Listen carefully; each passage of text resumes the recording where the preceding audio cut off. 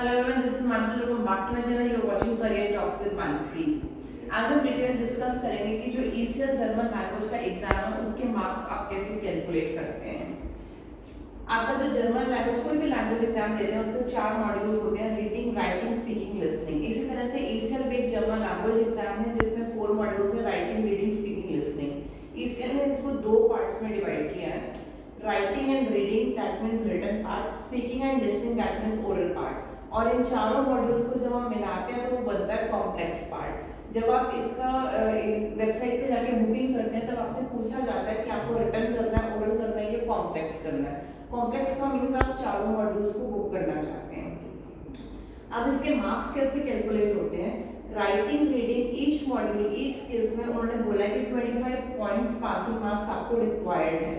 तो राइटिंग में भी आपके 25 पॉइंट्स आने चाहिए, दैट मींस 40% आना चाहिए। रीडिंग में भी 40% आना चाहिए, स्पीकिंग में भी 40%, लिसनिंग में भी 40% आपका आना चाहिए। पासिंग मार्क्स इनको चाहिए 30 points, that means passing marks आपका जो एवरेज है वो 60% होना चाहिए दोनों मॉड्यूल्स का मिला के। मिनिमम नंबर ऑफ पॉइंट्स पर स्किल्स 10 पॉइंट्स मींस 40%। आपके हर स्किल में 10 पॉइंट्स होने जरूरी है तभी वो स्किल आपका काउंट होगा। जैसे कि एग्जांपल लेते हैं, यहाँ पे राइटिंग में किसी कैंडिडेट के 10 आए और रीडिंग में आए 20, इन दोनों को अगर हम टोटल कर रहे हैं तो बन रहा है 30, तो ये कैंडिडेट पास है। लेकिन अगर राइटिंग में उसके आते हैं 9 और रीडिंग में उसके आ रहे हैं 21, टोटल इसका भी 30 बन रहा है, लेकिन ये कैंडिडेट फेल है क्योंकि उसके पर स्किल की जो एलिजिबिलिटी है वो उसने क्लियर नहीं की, उसमें उसके मार्क्स आए 9। तो अगर आप पर स्किल 10 पॉइंट्स नहीं लेके आ रहे, मतलब 40% नहीं लेके आ रहे, तो वो स्किल आपका कॉम्प्लेक्स वाले में काउंट नहीं होगा। तो इसके लिए हमें जरूरी है कि हर स्किल में आपके 40% होना चाहिए। पेयरिंग में इन दोनों का रिजल्ट 60% होना चाहिए। एग्जाम्पल से डिस्कस करते हैं।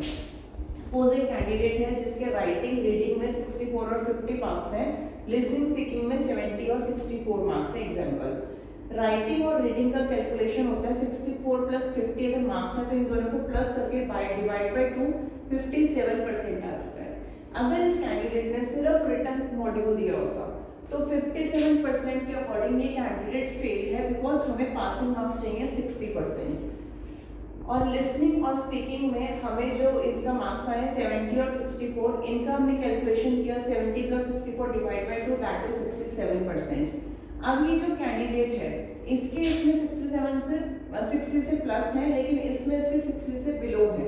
बट जब हम कॉम्प्लेक्स की बात करें, कॉम्प्लेक्स में हमने इन चारों मॉड्यूल्स का टोटल किया, that means 57% plus 67%, 124 divide by 2 that is 62%।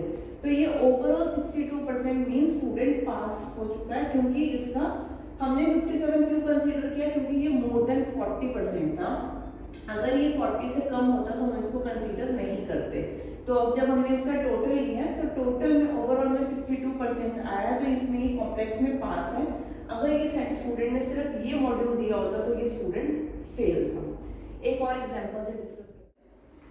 Suppose किसी कैंडिडेट के राइटिंग में मार्क्स है 47, रीडिंग में मार्क्स है 17। इन दोनों का अगर हमने टोटल किया 47 plus 17 64 divide by 2 that is 32%। 32% मतलब बिलो 40, तो स्टूडेंट फेल है ये वाला। लिसनिंग और स्पीकिंग में 30 plus 60 90 divide by 2 that means 45। अब इस मॉड्यूल में इसने 40 से प्लस लिया है, लेकिन इसमें 40 से बिलो है, तो हम इसको काउंट नहीं कर सकते। तो हम कॉम्प्लेक्स में इसको कैलकुलेट ही नहीं कर सकते, क्योंकि इसके पर स्किल वाला इवैल्यूएशन इसने क्लियर नहीं किया। तो 32 plus 45 77 divide by 2 that means 38%। तो 38% वाला स्टूडेंट फेल है, बिकॉज हमें ओवरऑल भी 60% इनका रिक्वायर्ड है। तो 60% तभी बनता अगर वो दोनों में 40% एटलीस्ट लेके आते हैं। एक थर्ड एग्जांपल और लेते हैं। राइटिंग में 68%, रीडिंग में 70। 68 plus 70 means 130 divide by 2 that is 69%। More than 60 हो चुका है, ये तो क्लियर दिख रहा है हमें पास है। लिसनिंग और स्पीकिंग में 60 plus 84, 60 plus 84 means 144 divide by 2 that is 72, that means ये भी पास है। 69 plus 72 141 divide by 2 that is 70%। 70% वाला स्टूडेंट ऑटोमेटिकली पास है। तो मेन डिफरेंस यहाँ पे है कि आपको पर स्किल में 40% लेके आना जरूरी है, और इन दोनों के कंपैरिजन में ऑटोमेटिकली आपका 60% से मोर बन जाएगा, तो आप क्लियर हो जाओगे। लेकिन अगर आपकी किसी एक स्किल में भी 40% से कम मार्क्स आते हैं तो आप उसमें क्लियर नहीं होंगे। बट अब जैसे ये वाले में हमने 57 कंसीडर किया, क्यों? क्योंकि इस 57 को 40 से प्लस किया गया है, 40 से ज्यादा है तो हमने यहाँ पे कैलकुलेट किया, बट ये वाला 40 से कम है तो हम इसको कॉम्प्लेक्स में कैलकुलेट नहीं कर पा रहे, राइट?